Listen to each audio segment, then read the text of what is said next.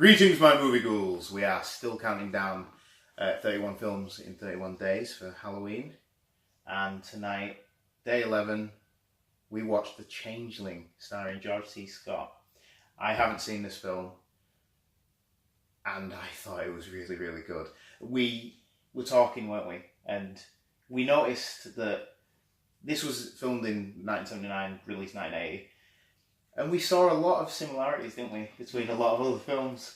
More modern films. More modern films, and I think, funnily enough, I think this one did it better than most. And I had goosebumps for the majority of the film. Just the way that it plays out. With film and music. It's creepy, isn't it? It's proper creepy. And I do remember seeing like a countdown list of scary moments in films.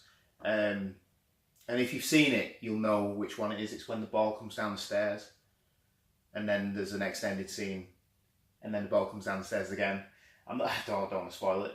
Go watch it. It's extremely good. Go on. What do you want to say about it? Here you go. I really enjoy The Changeling. I always called it The Changeling. I watched this with my mate Julie, who I was messaging tonight when I was watching it, and I'd say about 13 maybe, and it genuinely scared us, and nothing really scares me. No. Or has done, because I've watched horror films. I was the youngest of four, so I was allowed to watch pretty much anything from quite a young age. And this really scared, it disturbs you, it's creepy, it really is creepy, yeah. It gives you goosebumps. Yeah. A bit of backstory, if we're not giving spoilers. It's a composer, it's George C. Scott. He's the main cast lead, and he loses his wife and child very early in the film in tragic circumstances, and he moves away, like you probably would. He hasn't got anything there, so he moves away, and he rents this house through a friend he knows, and it's not long before things start to happen in the house. You can imagine it's a classic haunted house. It is, yeah. And he's a composer. He starts composing music. There's the odd thing that happens that he doesn't notice at first, and then it's for us. He hears this banging at night, and he's like, what is it? There's a caretaker, he can't find out what it is, they think it's the pipes.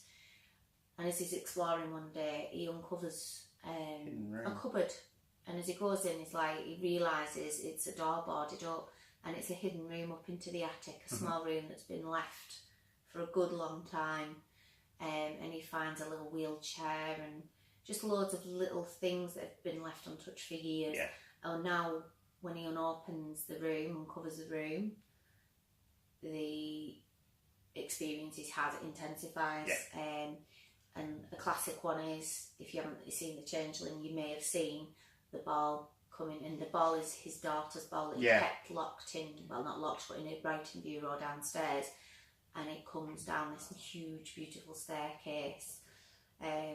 And that sort of convinces him that something's trying to get through to him, and it then goes there on, and all sorts happen. Yeah. And it's a really sad story, actually. It's not a nice story, and it's disturbing the way it's filmed. And we were watching it, and there's a séance, and I thought I was calling Shyamalan, M. Night Shyamalan. I thought he did the others, but you said he didn't. I don't think he did.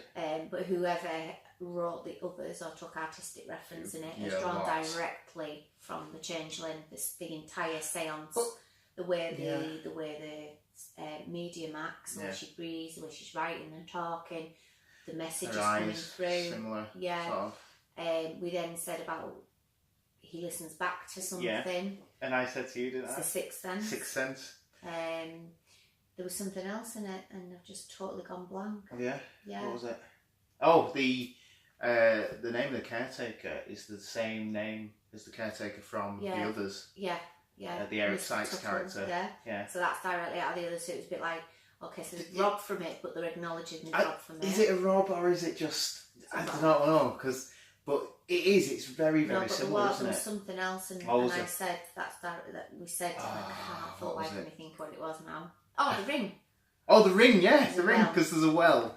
But there's no kid crawling up and going mental and all weird thingy. But it's relevant, and there's a lot you can see a lot of modern films, the creepy bits in modern films stuff have been taken from this film. Well, even go back to the others. Though, the banging in this film is very much like the banging in the house on the Haunted Hill, the original house. Oh, the haunting, yeah. When she's in bed. The haunting. Yeah. It's that very loud. Proper loud, yeah.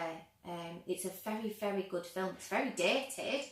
And I don't like dated films. I didn't see that. I didn't mind you only see that because of the style, the clothes, the cars. But actually, the acting and the storyline, it could be done now. Yeah, and it could be done good. Remakes. I don't want it done again. No. I think it would be. What done did we say the other day? I don't want it done again because it's you throughout it. Goosebumps. Going, oh my god. Oh my god.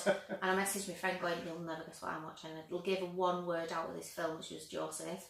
And she's like, oh my god, no. And so we're just having a laugh tonight about it. But you remember it, I think. You watch this film, you remember it because it is a proper creepy film. It is. And it's a good film. And it does belong on a Halloween list. It does, yeah. Yeah. I don't know why we didn't do it last year, to be honest. I don't know. But another one, like referencing, the piano. When he leaves the room and it goes ding, that's how the others, again. It does seem like they have just completely robbed it, but they've twisted it, because the others has that twist. The twist. It's a good film. It is a very, very good film. I would urge everyone to watch it this Halloween, because it just makes you feel uncomfortable. And then the story, that he becomes a bit of a detective, doesn't he, afterwards? When he realises that the spirit or entity wants to tell him something, and it makes sense, doesn't it? Yeah. And it's quite clever. Yeah, it is. It is really, really well done. And I don't like the end so much, I have to be honest. Which one? Which bit? Just the end. The entire end. I don't really understand why. No, it happened we that way. won't go into it, but yeah, I don't get it, and I don't particularly like the ending. But it doesn't mean the film. The film is good, and I'm going to give it. Go on. No, I'm going to give it. I'm going to give it a 4.5 out of 5. Should have just gone 5.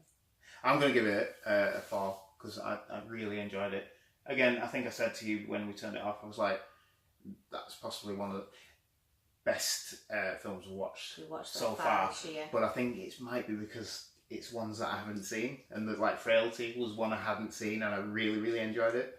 So maybe, like I said yesterday, next year, maybe just have a whole list of films we haven't seen. Yeah, but I've seen that years ago, and I wasn't sure. And I said to you, I actually worried and said, I hope it's not a bit like Don't Look Now, and because I didn't enjoy that at all this year after seeing it years ago, and I was a bit worried.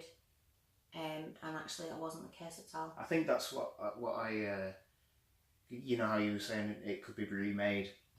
I think Don't Look Now could do with a remake.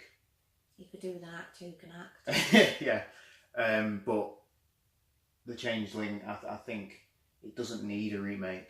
It doesn't, but it'd be pretty good. Would it though? If they did it right. If they did it right, it would have to be like the people who do Conjuring. Tell you what, there's not in there. We're still rabbiting on about it. Sorry, there's not a lot of jump scares.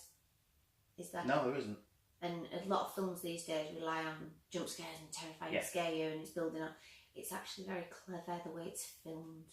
It is. I don't want to give loads away, but just the way it's filmed, it's like, oh, what's going to happen now? It's quite eerie as well. What's going to happen now? And then it's almost like we said, the Amityville music. And it's like, oh, something's coming.